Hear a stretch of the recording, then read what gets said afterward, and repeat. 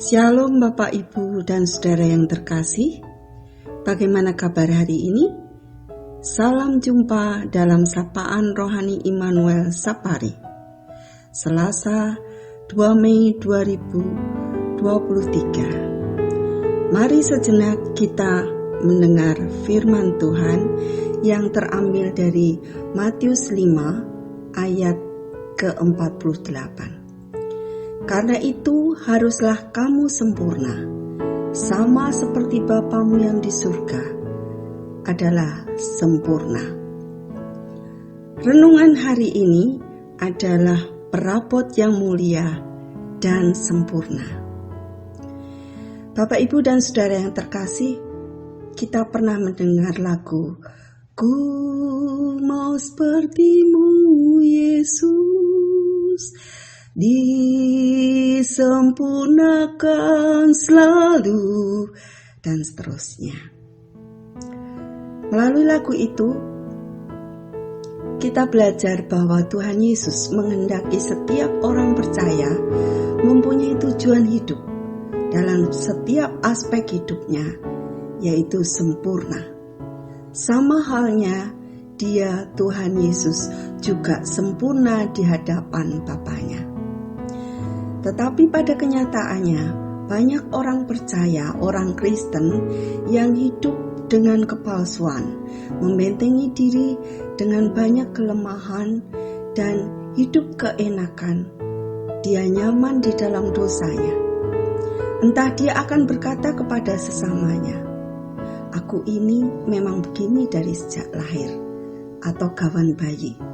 Mau terima aku ya ini, tidak mau ya tidak usah bersamaku. Ada unsur pemaksaan untuk menerima keadaan diri orang itu atas kelemahan dan dosanya. Atau kalau ia terbelit dan berkubang dalam dosa yang menurutnya adalah dosa kecil, dia akan berdalih, "Ya begini ini aku, manusia berdosa, tidak luput dari kesalahan."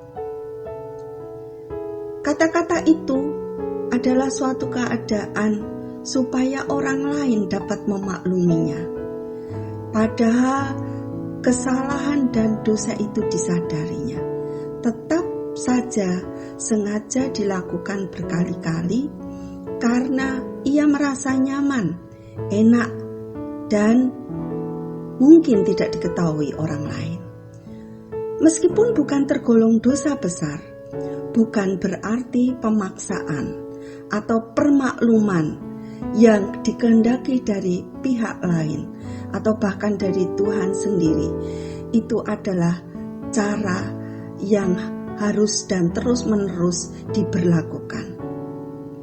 Tuhan menginginkan bahwa sejak kita percaya, acuan kepercayaan dan iman kita adalah Bapa yang sempurna di dalam Yesus. Sempurna bukan berarti hidup tanpa kesalahan, tetapi kesalahan yang disadarinya itu segera ada komitmen yang tidak akan pernah mengulangi kesalahan yang sama, dan meminta Roh Kudus untuk memimpin menuju kepada kesempurnaan yang dikehendaki Tuhan Yesus. Firman Tuhan yang ada di dalam 2 Timotius 2 ayat 20 dan 21 mengatakan, "Dalam rumah yang besar bukan hanya terdapat perabot dari emas dan perak, melainkan juga dari kayu dan tanah. Yang pertama dipakai untuk maksud mulia dan yang terakhir untuk maksud kurang mulia. Jika seorang menyucikan diri dari hal-hal yang jahat, ia akan menjadi perabot rumah untuk maksud yang mulia. Ia dikuduskan, dipandang layak untuk dipakai tuannya, dan disediakan untuk setiap pekerjaan yang mulia." Jika ada kemauan, ada keinginan untuk dibentuk, maka dia pun juga mau disucikan dari hal-hal yang jahat.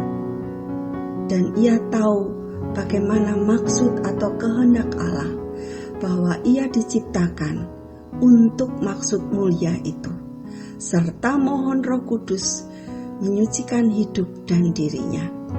Maka Allah akan memakainya untuk maksud yang mulia itu, dan dengan sukacita ia akan terlibat dalam pekerjaan Allah yang penuh kemuliaan dan pada akhirnya menuju kepada kesempurnaan.